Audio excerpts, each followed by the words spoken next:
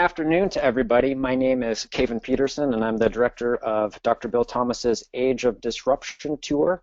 I want to thank you for joining us for our fourth webinar. We are going to begin with some news and updates, and then I will introduce Dr. Bill Thomas, who will walk you through a day in the life of the Age of Disruption Tour. And we will wrap up with some information on how to get involved. And welcome, if you have any questions, feel free to post them via the chat box. First off, for folks who have joined us before, I want to go through just a couple updates and before we pivot to address some of the newer participants in the webinar. If you are a subscriber to the tour newsletter or the Changing Aging newsletter, hopefully you saw our latest story, and I'm very excited to announce that we are launching a podcast that is going to feature Dr. Bill Thomas, asking Dr. Bill Thomas how to play life's most dangerous game. And I highly recommend everybody take time to read the article announcing the podcast. We were really excited to create this opportunity to answer some of the numerous questions that we receive as part of running the tour and as part of publishing the blog changingaging.org. We get a lot of reader inquiries asking us questions ranging from how do I get involved, how do I get involved with the tour, to how do I build a greenhouse project or contribute to transforming culture of aging in America. So we're going to begin compiling those questions and creating a monthly podcast in which Dr. Thomas is going to answer some of those questions and then also tie into it some of the information and features and content from Life's Most Dangerous Game, which is the premier feature in the tour. Bill, I'm going to pivot to you to talk about that just a little bit more after this. The other announcement I want to make for our regular guests and folks who are already on board and working towards the tour, I want to let you know that we have begun some of our national media outreach this week, and next week we're going to be pivoting to local media outreach in the cities during the first week of the tour. Those would be the Santa Fe, Flagstaff, Las Vegas, Orange County, and San Diego.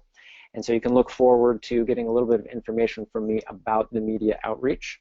We are also working very aggressively to finalize our lunch invitations for these cities. And so for our partners and sponsors in those cities, you've already been given some instructions, and we'll be working with you to finalize those lists.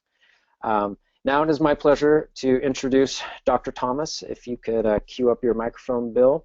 And I would love for you to talk a little bit about the new podcast, and then I'll let you pivot into a day in the life of the tour.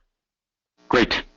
Well, I think most people on the call are very well aware of the fact that people who have a really positive take on aging or see aging in from a developmental perspective, often have a hard time gaining access to sort of mass media outlets. There's a lot of room in the newspaper, in the magazine, and on the radio and TV for people who are going to cure aging and keep you young forever. However, we are not those people. And so what, kind of the tour is about and the podcast is all about is, hey, we've got some important things to say, and the large sort of national media outlets are largely closed to us, so we're going to do it ourselves. So if you're ever in the mood for kind of insight and information and points of view that support a positive vision of aging and a developmental approach to aging, this podcast is going to be something you're really going to enjoy. And I would predict that there are people on the call today, on the webinar, who have not actually downloaded a podcast or listened to a podcast. And the good news is we're going to really help you out and turn you on to actually not just our podcast, but other great podcasts and the whole genre of reaching out and getting some information that's outside of the main sort of anti-aging, beauty-oriented, you're going to be young forever media outlets. So I'm looking forward to it. As I said in my blog post, I'm really taken by the power of a good question and we get great questions all the time, and we're going to really leverage those questions into what I hope will be some good answers, at least interesting answers. Last point I'll make is that the podcast is actually going to be produced by Nate Silas Richardson, who is a member of the tour and a performer with me in Life's Most Dangerous Game. And Nate is a really skillful musician and audio engineer, so we feel 100% confident that our podcast is going to be really professional quality, really interesting, and if it's your cup of tea, you're welcome to have it. No charge, free, yay, best price ever. Excellent. And Bill, I'm going to add one more update before we pivot to a day in the life of the tour. Joseph, if you could jump the tab over to the tour bookstore. The second update that we wanted to announce during this call is that I wanted to make sure all of our fans were aware that the Age of Disruption tour is going to be traveling with our Age of Disruption bookstore, and we are hand-picking a small selection of books, starting with Dr. Bill Thomas's books, and then we are really seeking to feature the newest and the most important books that are being written that are disrupting aging, disrupting the way we think about dementia, and combating ageism. So I want to encourage everybody to visit the bookstore and to look forward to a series of ongoing blog posts featuring some of this really important writing. I want to highlight This Chair Rocks, a Manifesto Against Ageism by our good friend Ashton Applewhite, who was one of the featured speakers on our very first tour. Her book comes out March 15th, and we're going to be reaching out to the communities, to our fans, to the people we encounter on the tour, to ask you guys what books you think are the most impactful, the most important in terms of thinking differently about aging, and we'll be featuring those on our bookstore and on the road. With that, Bill, I'm going to turn it over to you. Yep, and I'm going to say one more thing about the books and then talk about a day in the life of the tour. One thing about if you go into a bookstore or even look on Amazon on the section that's devoted to, quote, aging, it's a terrible mishmash. Everything from anti-aging stuff to tragedy, horror tales, to some positive aging stuff. The thing about our approach is we want the best books that really lead the conversation and into new positive directions. And we're cutting out all of the books that are not that way. Yeah. So, that's important to us. And I love to brag to folks who follow Changing Aging. Over the years, we've now been running the website for almost a decade. The number one most popular theme that we write about are books about aging. And that's simply a testament of people are out there looking for these resources, hungry for this information. And so the number one search engine driver to our blog are people looking for the best books about aging. And so we're really going to take this seriously and do our best to direct people to those best books.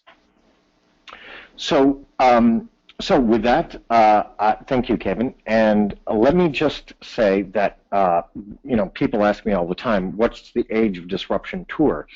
And the answer, I'm slowly understanding and realizing how to explain it to people. It's a rolling festival of positive aging ideas, insights, and practices. So we've decided, again, much in the line with the podcast idea, heck, we're going to just bring it to you. Rather than, creating sort of a big national conference and everybody flies in and spends 3 days and it's great, we want to come to your city. We want to be in your community. We want to sit down with you. We want to be part of the conversation that you are having for at least one day. So we think that a big part of social change is showing up. A big part of activism is listening. An essential tool of cultural and social change is conversation. That's where we're coming from. So if I may, I'll tell you about a day in the life of the tour for those of you who were coming to see. Number one, we roll into town on a rock and roll tour bus with a crew of about 12 people at 2 a.m. And fortunately for all of you, you will not be there. as we stumble off the bus and go in to check into a hotel room, get some sleep, then at that point, we'll then get up in the morning, have a bite to eat, do a little exercise, and then from 10 to 12, I'm available for local media, radio, print, television. We've had terrific success getting local stories, mainly, I think, because we show up, because we're not just talking about something, we're doing it. And anytime that I can do a joint interview with a local sponsor or somebody locally who's making a difference, I always love that, so keep that in mind. But I do media from 10 to 12. From 12 to 1:30 is actually one of my favorite parts of the day. I do a lunchtime conversation with an invited group of people, usually about 15 people, and we sit down usually in a sort of a private dining room in a restaurant and have a real conversation about aging and aging in that community. And I think what's really important is that people get to both speak and to listen. I don't do a lecture or a talk. I facilitate, to the best of my ability, a conversation. And I love it. It's a real highlight. The folks who've come to these lunches have really enjoyed it, and I'm excited. So after that goes from about noon to 1:30. At 2:30 in the afternoon, we begin with a workshop called Disrupt Dementia. And you might be thinking, wow, Disrupt Dementia, what's the story with that? And the answer is, part of our pro-aging perspective means challenging all stereotypes, all prejudices, all bigotry surrounding aging, and that includes prejudices directed at older people living with dementia. So this Disrupt Dementia workshop mixes cutting-edge, award-winning film, extraordinary live music, and the voices of people living with dementia.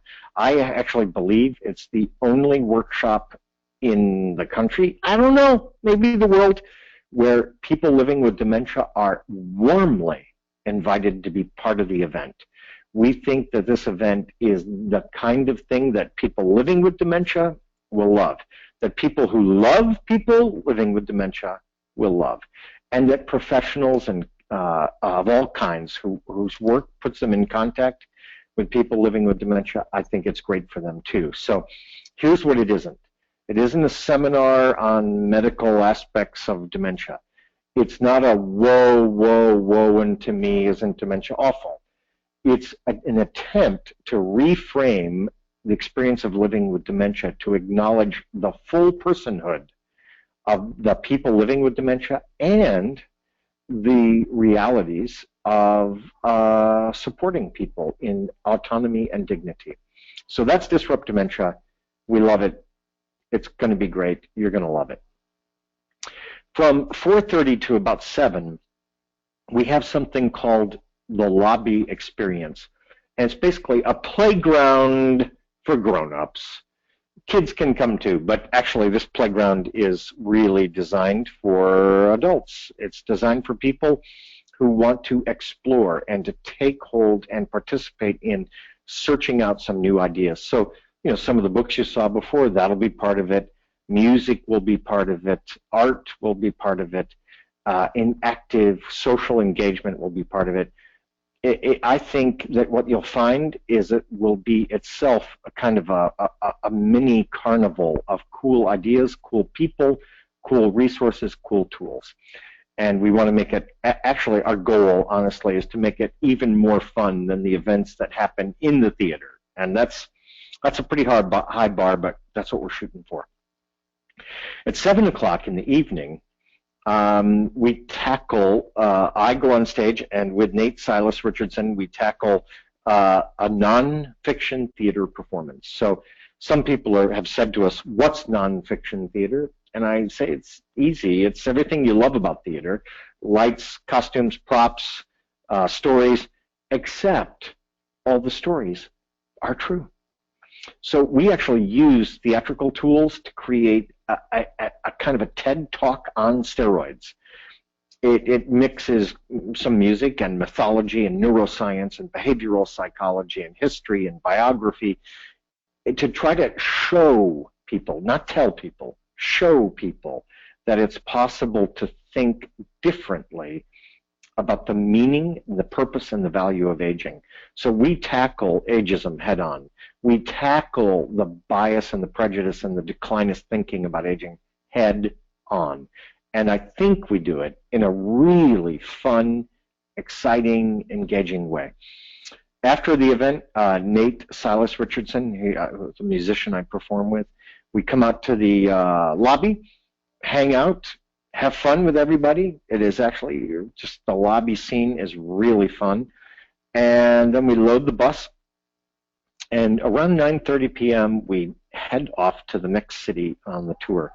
And the next day, we do it all again. 5 cities, 5 days, 1,000 miles, 20 live events, all of it geared towards sparking new conversations, new ideas, new insights related to aging. So that's, I don't know, maybe you can tell. I'm super passionate about this.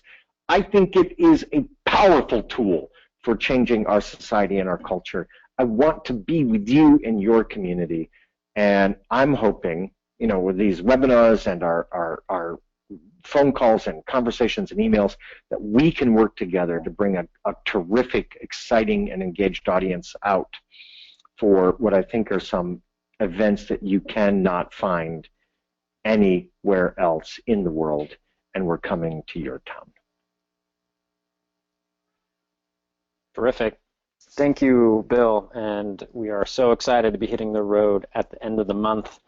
I see we've got at least one question, and I definitely wanted to bring this up. It's a great topic of conversation, something I think we'll be addressing in some of future updates. Bill, one of our listeners asked, have you had some test shows to see how people with dementia react to the workshop? Is it geared for moderate dementia or only mild dementia? And I can first jump in by saying the wonderful folks we are partnering with to create this workshop, the Alzheimer's Resource Center in Connecticut, themselves have been working with some of the nation's, the world's leading experts on creating engagement and shifting the way we even approach and talk about dementia to making sure that people living with dementia are at the center of the conversation and we're listening to them.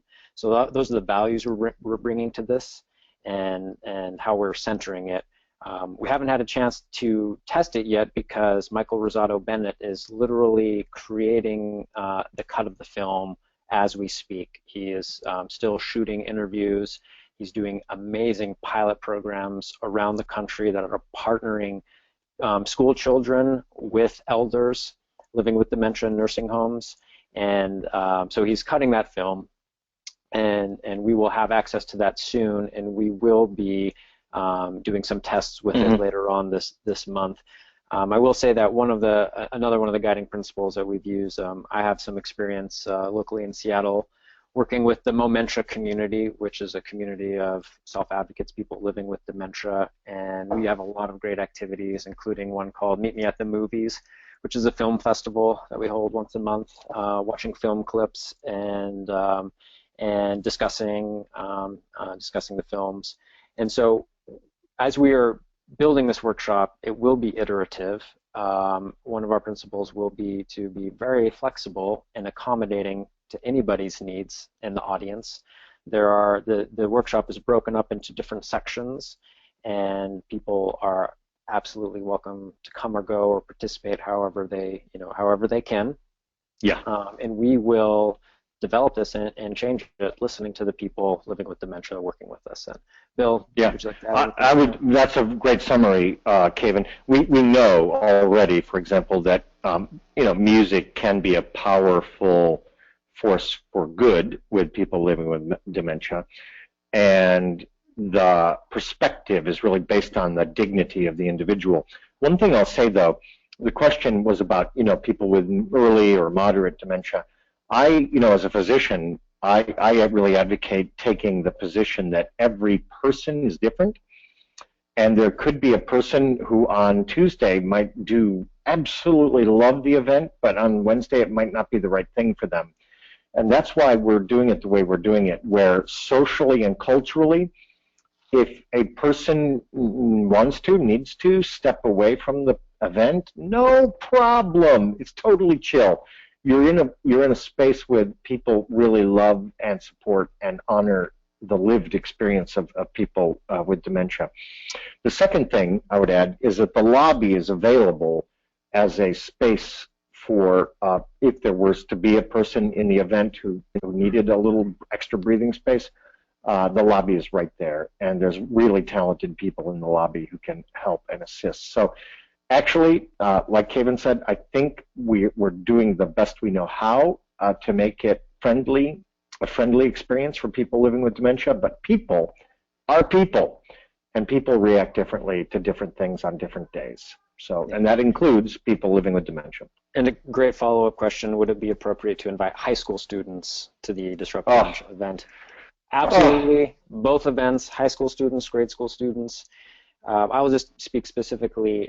We actually had a very challenging time fitting everything into the day in a way that could potentially really open the doors to a lot of students participating. So it is in the afternoon, so it's not going to work for field trips. We specifically thought maybe we could organize field trips, but no, this opens the door to just having students, families come together, bringing kids.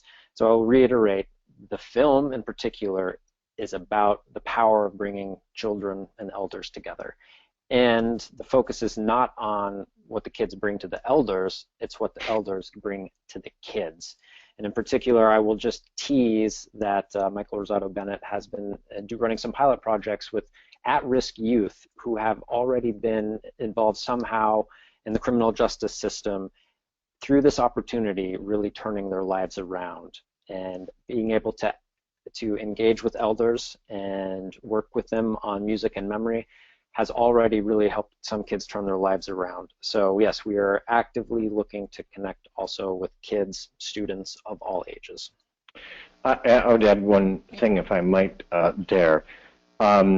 If you have an organization or you have a school or a college class or some younger people in some kind of a setting where they're learning, it's also possible, if you get a hold of us, to arrange a private event with Samate, the musician who's part of the film and the event.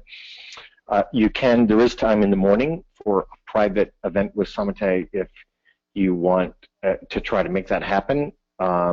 That's something you can reach out and contact us about, because Samate, those of you who would know him, is a tremendous teacher and musician, and he will be in your town. Yeah, so. I want to keep things moving, and this is a good transition into how to get involved in our community outreach strategy. So hopefully the folks who are tuning in and listening are interested in getting involved. We hope you come to the events. A way to participate directly, we are in the process of organizing community outreach work groups in each of the cities that we're visiting. So just in the past week, we've launched community outreach groups in the first swing cities. And all this is, we are just trying to connect the local partners that we've been working with, some of the state AARP offices that are involved in these events, and folks who want to volunteer and help support these events. There are a lot of ways to help out. We really depend on word of mouth, personal invitations to convince people that this is something worthwhile in participating, because we are going against the cultural grain. This is not something that is easy to advertise and attract people to because of the very negative stereotypes and stigma around aging. In particular, I want to go back to Disrupt Dementia. Some of the folks like Jennifer Carson, who we're working with on Disrupt Dementia, she did her PhD work at the University of Waterloo in Canada, which has pioneered a lot of this work in organizing communities and putting people living with dementia at the center of the conversation. And when they developed their initial program, they had such a hard time connecting with people living with dementia. They literally had to put advertisements in the newspaper inviting people to connect with them and come and participate in the workshops that they were trying to organize. And so we're in the same position where we are reaching out through our contacts and really focused on word of mouth through the community, connecting with people who can reach out and really provide that invitation and let people know that this is absolutely a welcoming and a safe space and a wonderful event. And so becoming part of the community outreach work groups is a way that you can help us make those connections in the community and get people involved. And I will tell you, we have years of experience, organizing Alzheimer's cafes and some of these events. And for a lot of folks who are living with dementia, there's a big hurdle. There's already a sense of isolation, a sense of retreating from their community, and we're specifically trying to overcome that. And it only happens through personal outreach and relationships. It doesn't happen through a slick campaign, it doesn't happen through advertisements. It's only going to happen through personal relationships. So if you want to get involved, please contact the tour directly. Joseph, if you could also add the email address. He put up our press kit page, which also provides some of the tools you can use to invite people, stories, posters, all of those materials. But if you'd like to personally get involved, please email us directly, and we'll loop you into these community outreach work groups. We're getting very close to the end of the half hour, and we try to keep things on a tight schedule. So if you have any other questions, again, please email us, reach out to us directly. We would love to connect with you. And with that, Bill, I'll let you wrap things up, and thank everybody for joining us. I just want to say, how thankful I am to everybody for the time you've taken just to be part of this call. And I would just remind everybody that good things happen when we work together, when we all strive for and do the best we can to make the world a better place. And this is one thing we can do, one way we can join together and make the world a better place. And I look forward to seeing you when I come to your town. All right. Thanks so much, everybody. And we will have another webinar next week on March 10th, and we'll be sending out invitations soon. So make sure you're subscribed for email updates so you can get all of these announcements. And hopefully we will see you all soon. Take care. Beautiful.